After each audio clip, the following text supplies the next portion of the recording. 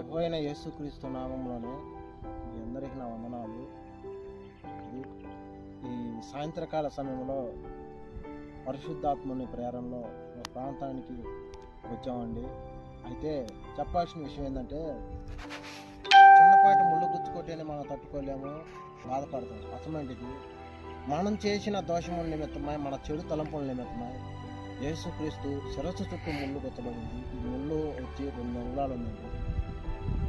చిన్నపాటి ముళ్ళు గుచ్చుకొట్టేనే తట్టుకోలేని మన జీవితాన్ని మనం చేసిన దోషం నిమిత్తమై ఆయన శరీరం, ఆయన తల చుట్టూ ముళ్ళు గుచ్చబడి ఉన్నది. మరి ఎక్కువ దేవుని ఆత్మ నిన్ను ఈ సాయంత్రకాల సమయంలో పరిశీలించబడుతుంది. ఏమనంటే, ఎక్కడైనా నువ్వు దేవుని సన్నిధికి వస్తావనని ఆశతో ఎదురు చూస్తుంది. ఏదైతే నీలో ఉన్న ఆ పాప జీవితం ఏదైతే ఉన్నదో దానిని విడిచిపెట్టి దేవుని దగ్గరికి రావాలని మనస్ఫూర్తిగా కోరుకుంటున్నాను. నీ సహోదరుడు.